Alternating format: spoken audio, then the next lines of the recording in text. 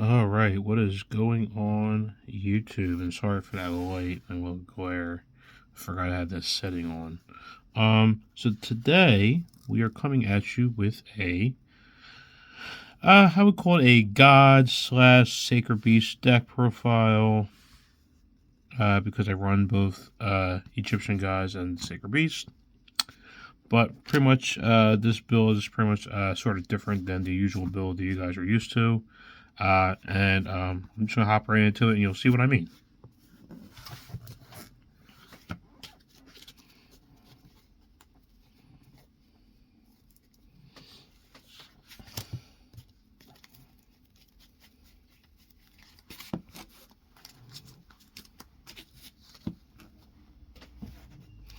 Alright, first up, we are running both of the Egyptian Gods. I'm running all three. I only run the two because I only have the two. I don't really remember where I put my my rod at, but yes, I just run the two Egyptian Gods in here. There are a lot of new support for them, so I decided to throw them in along with the Sacred Beast, and they actually run pretty well together. Nothing really to explain there with them. I do run also two. Oops, sorry about that. Two Ravio.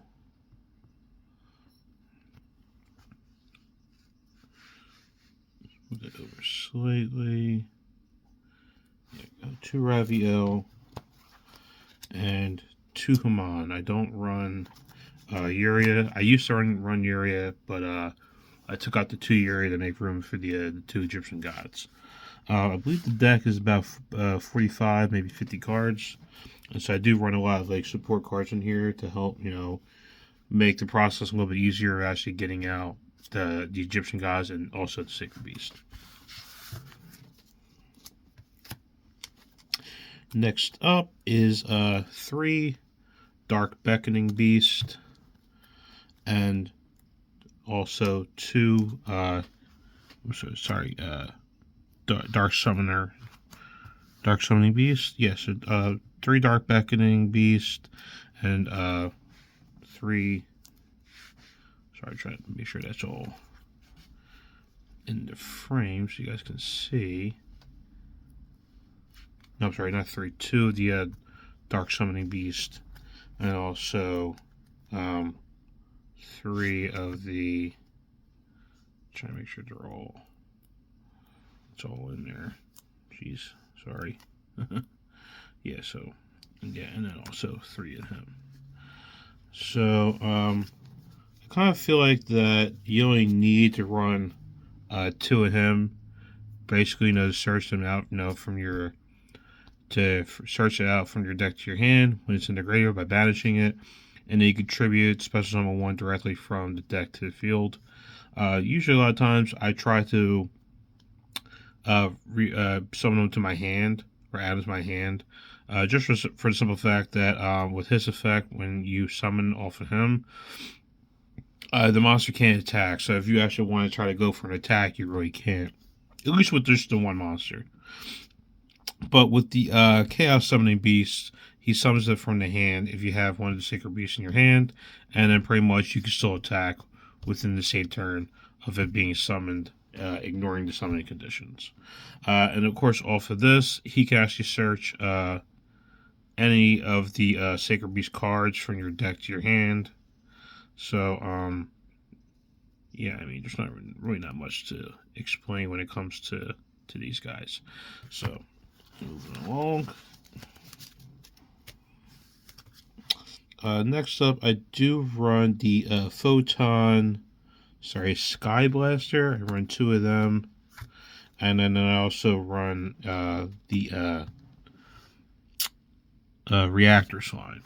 For the simple fact that these guys both give out tokens upon summon. They both give out 2 tokens. I believe this one gives out Aqua tokens and this one gives out Fiend tokens. So for this one, Egyptian Gods. This one, Ravio. Right? If it comes down to, like, say if I have, this in my hand and plus the double summon, plus Ravio, and decide to summon him out. Summon out the 2 tokens, tribute all 3 off a double summon, and get out Ravio that way. And of course, same thing with the reactor slot. So double summon too on that. And of course, last monster of the deck, I do run 3 Ra's Disciple, just for the simple fact that you contribute these 3 guys for any of the Egyptian gods. Okay, next up is spells. So I do run the 2 Soul Crossing to basically just literally just summon out my gods on my opponent's turn. I know it's actually pretty fantastic. Usually I see people running 3. I kind of feel like 2 is enough, just for the simple fact that I only run 1 of each of the actual god cards themselves. So I figured 2 should be enough, right?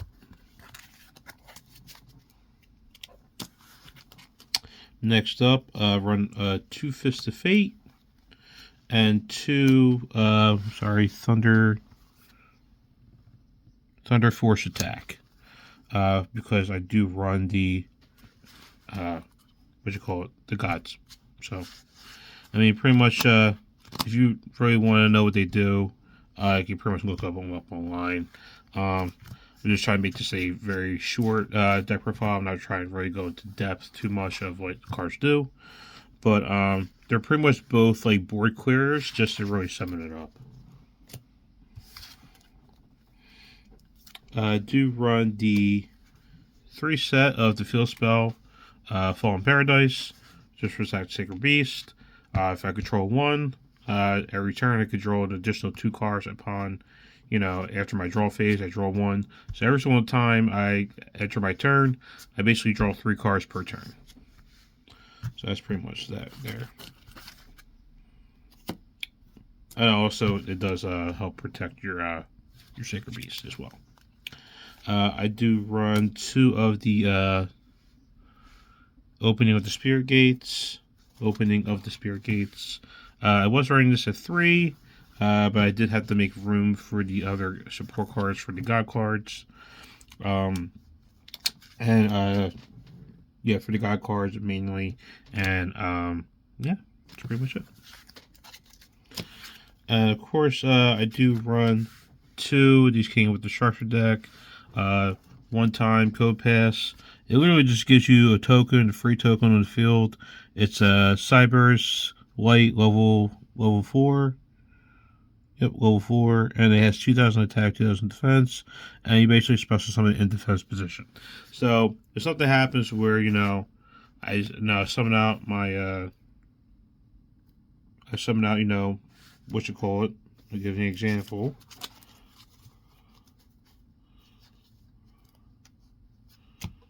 If I summon out this guy, and for some reason, upon his summon, I'm only able to get out a 1 more. For some reason, my other was in the grave for some odd reason. Then I can pretty much activate this, get a free token, and then still to get my summon off, with double summon. Just a little quick explanation, nothing too in depth. And of course, the last spell card of the deck is double summon. I only run 2. Just for simple fact, I had to make room for stuff. I do run a lot of trap support stuff for the deck, so I did have to make a little bit of room for that. I usually do run it at 3, but in this case, I only run it at 2. Alright, so first up with the traps. Just got this in today in the mail. Revival Sky God. The Revived Sky God. And pretty much what this does, if anybody doesn't know, is pretty much if you have a Cypher the Sky Dragon in your graveyard, you can activate this card, pretty much reborn it from the graveyard. But it does leave the field at the end phase there. Yeah, and of course, the effects, basically discard activation cannot be negated. And it says, each player draws cards up to 6. So usually a lot of times what you want to do is you want to make sure your opponent at least has maybe 5 cards in their hand when activating this. And pretty much they're only going to draw 1 card. You'll draw 6 if you have low hand count. Basically so that you can gain attack for Slifer upon getting him out from the graveyard. Usually a lot of times this is pretty much to try to go for game. Like one of those like last resort type things. Or you could just do it just get him out on the field real quick. Just do some damage, some heavy damage, if you're pretty much having a hard time maintaining the field. Alright, so next up would be the ultimate Divine Beast. Pretty much what this does, sorry, let that focus, is, sorry, not focusing. When your opponent declares an attack, opponent must declare an attack, and discard 1 spell track card, target 1 Divine Beast in your graveyard, and it pretty much supposed to summon it. And then, of course, it goes to the grave at the end phase. So sorry, I'm having a hard time really focusing. There we go.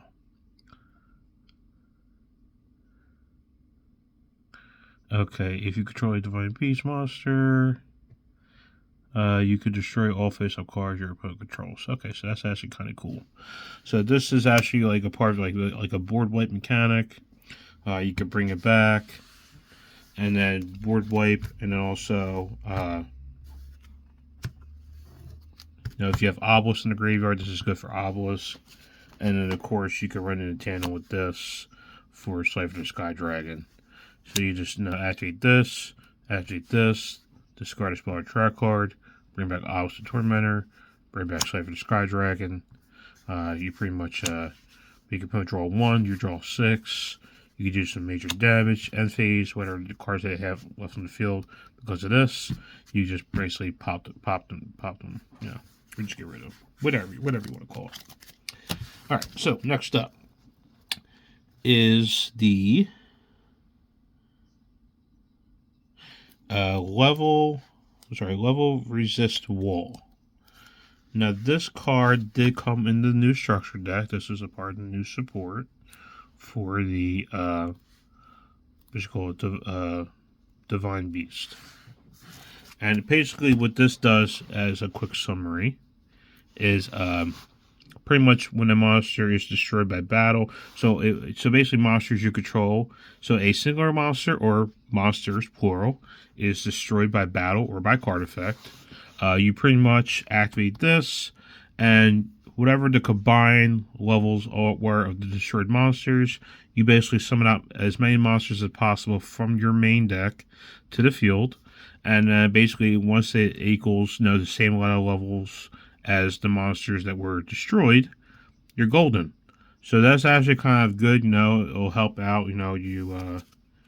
If you get Darkhold, or you get Raigeki, or Lightning Storm, your monsters go to the graveyard, or you get I don't know if Nibiru, or is it Nibiru? I'm sorry if the one that if you summon 5, basically the Mirrorite guy, if he destroys or he sends. If he destroys, then this will work.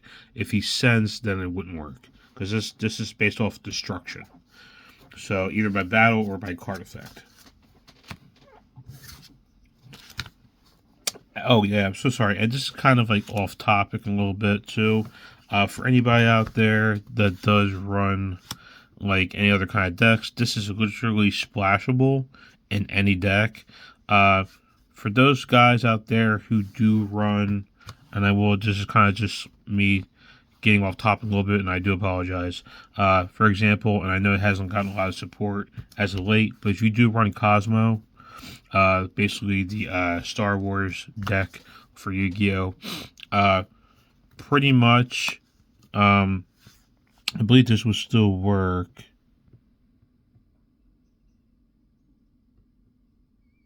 Oh no, it wouldn't work. Okay, but if you if for some reason you're running Cosmos and you activate this upon your stuff being destroyed. You would basically be able to summon out multiple monsters from the main deck that equal their level, and then plus on top of it, you can get the Cosmos effects off as well by banishing them out of play. So I was kind of hoping that this would work with limit removal. But it doesn't, because it's your opponent's card effect, not just a card effect, which is kind of like I kind of wish it would just said a card effect, but that was just me kind of just spitting ideas for a different deck. Just moving on to my final track card of the deck, Awakening of the Sacred Beasts, and basically all this does is, if you have, depending on how many Sacred Beasts you have on the field, you pretty much gain an effect. So if you only have one Sacred Beast on the field, every single time your opponent summons a monster, normal summons or special summons a monster, you gain that attack as life points. And then on top of that, if you have two on the field with different names, pretty much your opponent's monsters on the field, every single time they attempt to activate their monster effects, or if you have an effect of a monster that activates when summoned, it's literally automatically negated as long as this card is on the field, as long as you have two Sacred Beast monsters on the field with different names. Alright, so last but not least, I am moving on to the extra deck. And for me, this is kind of like a funny type thing.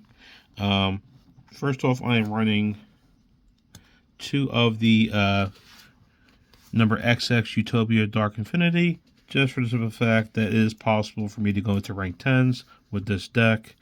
And on top of that, pretty much you target one monster with his effect that was special summoned, and you gain that as attack as life points. And on top of that, every single time he destroys a monster in battle, you can detach with XYZ material, literally take control of the monster that he destroyed to your side of the field. So this would actually go pretty well if you're actually kind of mirror matching, which is kind of funny. It's good for the mirror match, just for the long game.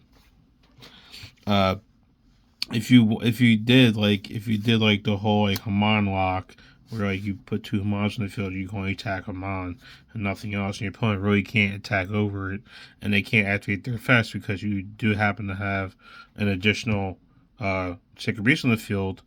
You can just gain life points every turn because you do have at least a couple of ones that were special summoned, either from the extra deck or just from your hand or the main deck.